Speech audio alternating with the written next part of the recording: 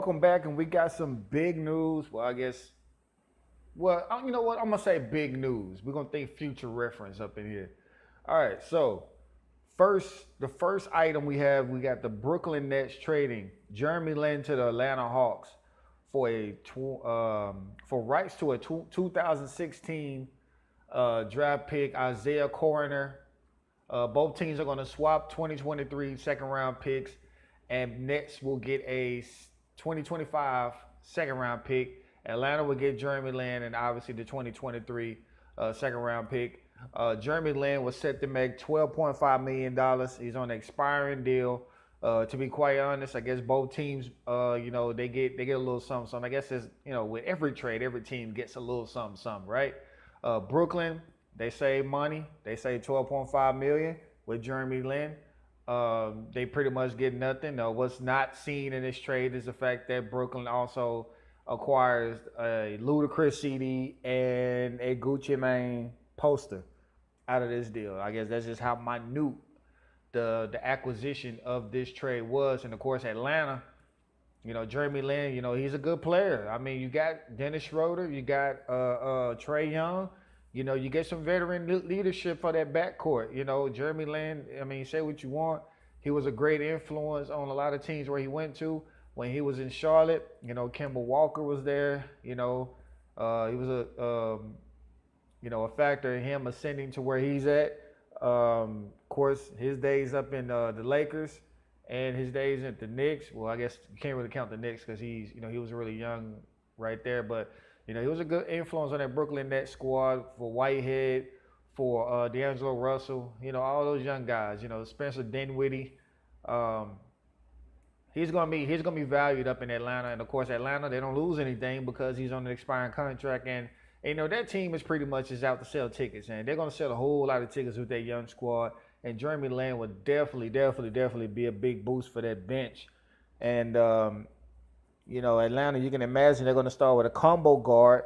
I wouldn't be surprised if, well, I guess you wouldn't be surprised they start with a lineup like Trae Young and Dennis Schroeder at the same time. But it also wouldn't surprise me if they started either one of those guys. Well, I guess if you're paying Dennis Schroeder, you're going to have to start the guy.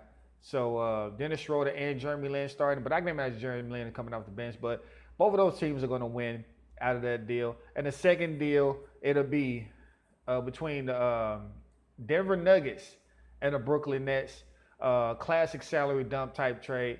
Denver will get Isaiah Whitehead, and Woj reports that he will be waived, so he will be free to sign wherever else. Anybody that gets him is going to get a really, really good player. The only team that he can't reacquire him is the Brooklyn Nets.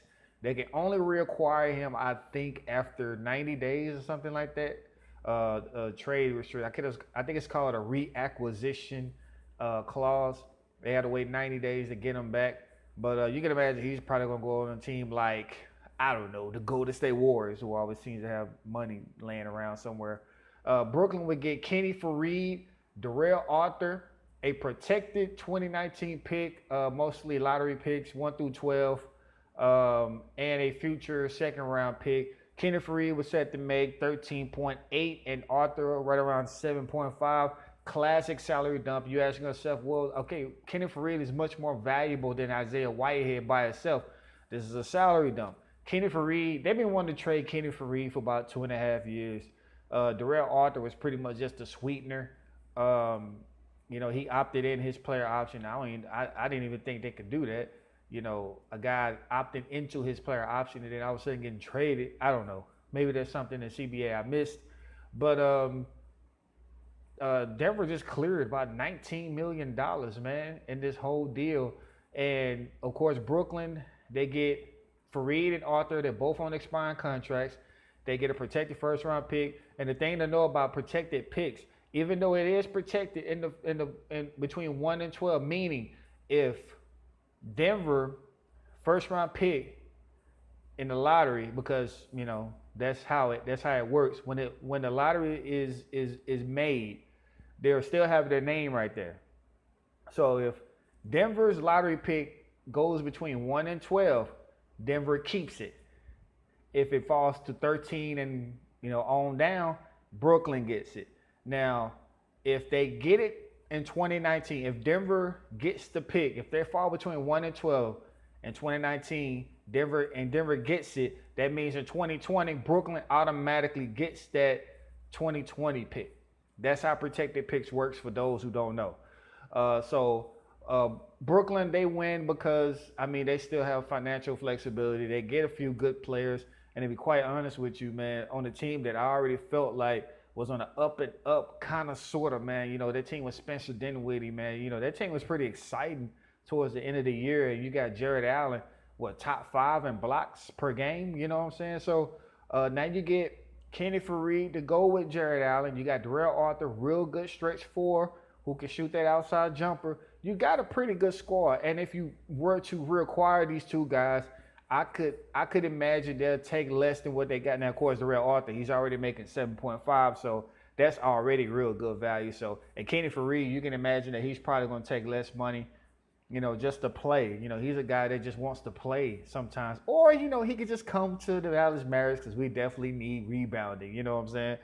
But in this particular trade, both teams win. Denver, they dump some salary. Brooklyn Nets, they stay flexible with the money, and they also get a first-round pick. You can't go wrong with that, man. And so Brooklyn, with these moves, mainly with the Jeremy Lin contract, because they got a few more as I, slide over to the salary page that I created. Of course, Dwight Howard is bought out. Alan Crabb, he has a player option in 2019. He can opt out, which I can imagine I don't know.